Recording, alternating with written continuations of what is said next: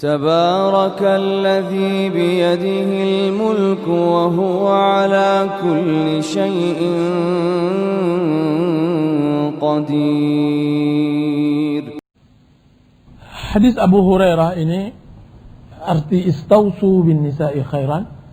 Ya, kalau yang ini istausu bin nisa'i khairan, bahwa maksudnya adalah Rasulullah SAW menyampaikan wasiat kepada suami-suami untuk berbuat baik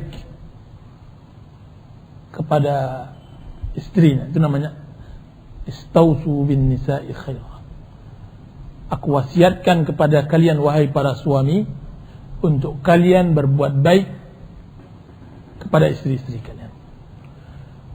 Dan ini kita tahu lafaz hadis ini disampaikan oleh Rasulullah SAW di hadapan puluhan ribu sahabatnya di Haji Wada. Haji Wada, haji pertama dan terakhir Rasulullah SAW semenjak beliau diangkat menjadi Rasul. Dan di Madinah itu disebut Haji Wada, sekali Rasulullah SAW. Nah, beliau menyampaikan banyak hal.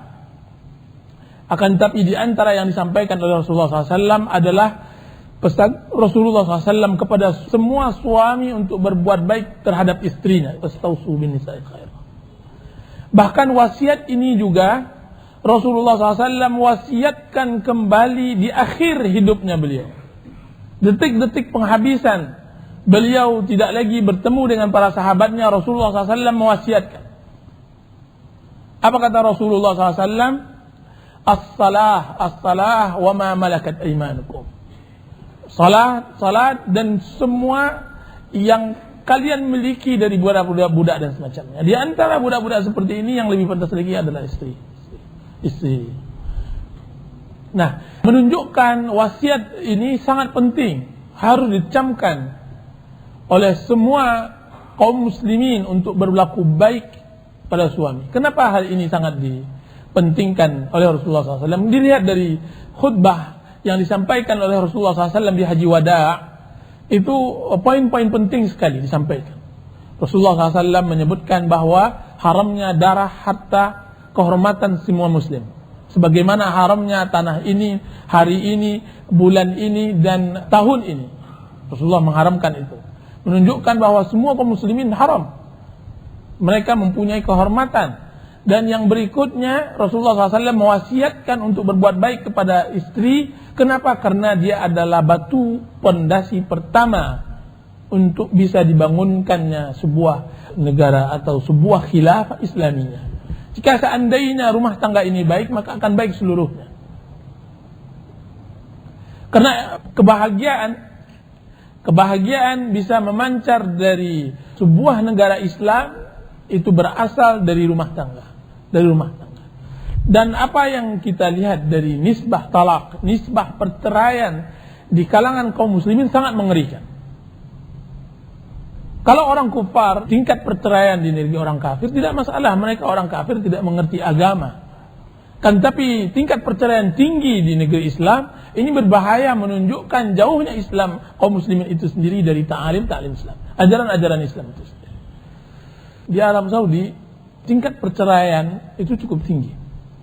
Disebutkan bahwa tingkat perceraian sampai 30-45%. Berapa waktu yang lalu saya bertemu dengan Kuwa di Indonesia atau di Kuwa lokal sini, saya mengatakan tingkat perceraian cukup tinggi juga. Dari 100 pernikahan ada perceraian 20 atau 15. Belum ada yang mendata secara detail, kan tapi 15 atau 20 adalah tingkat yang sangat berbahaya sekali, menunjukkan jauhnya kaum muslimin dari tatanan-tatanan agama Islam.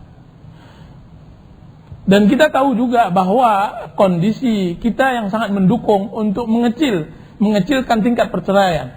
Kalau seandainya kita hidup di negeri atau kita punya sifat seperti sifat yang didapatkan di daerah-daerah di luar Asia, maksudnya Asia Tenggara kita ini, maka kita akan dapatkan perceraian di tingkatnya lebih tinggi lagi dari apa yang kita lakukan. Kebanyakan wanita-wanita kita seperti yang saya ceritakan tadi, seorang ibu tadi.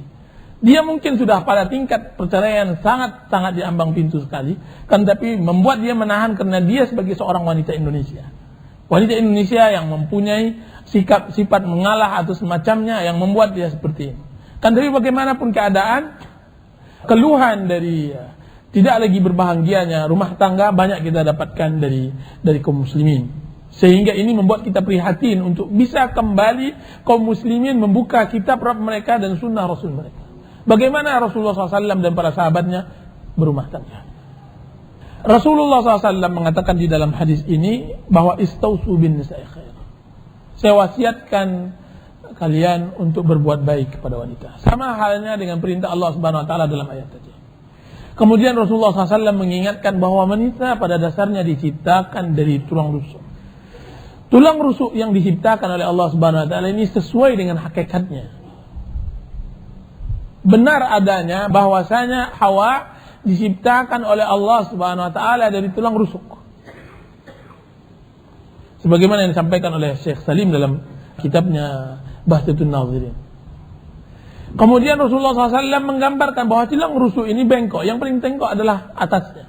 Sebagaimana yang paling bengkok dari semua wanita adalah kepalanya. Yang di sana adalah mulutnya, di sana ada otaknya. Akan tapi yang uniknya, yang bengkok ini dapat menghilangkan akal yang sehat laki-laki yang tegas, yang kuat. Rasulullah SAW bersabda, "Ma ra'aitu min naqisati aqlin wa din azhaba li rubbir rujulil hazimi min ihdakun." Rasulullah SAW menunjuk satu persatu para sahabiyat, istri-istrinya para sahabat Rasulullah SAW. Saya tidak melihat orang yang kurang akalnya dan kurang dinnya yang dapat menghilangkan akal orang yang tegas laki-laki di antara kami sebagaimana seperti kalian. Bengkok kan tapi luar biasa. Dan kiat kita dengan makhluk yang Allah ciptakan dari tulang yang bengkok ini harus punya siasat. Siasat. Kalau seandainya kita tegas-tegas maka dia akan patah. Kalau seandainya kita biarkan, terpaksa kita hidup selamanya di atas kesabaran dengan kebengkokannya. Bengkok dia. Laki-laki harus bersabar dengan seperti ini. Makanya harus ada siasat dalam masalah ini. Sebagian orang mengatakan hadis ini tidak sesuai dengan emansipasi wanita, maka ditolak. Pelecehan. Bagi ibu-ibu yang mendengarkan hadis ini, mereka mengatakan hadis ini tidak sesuai. Dia mengatakan bahwa ini penghinaan terhadap wanita. Tidak. Dia bukan penghinaan. Dia sebuah penghormatan untuk wanita agar dijaga dan dihormati ibu dari semua para pahlawan dan panglima dan para orang-orang besar umat Islam.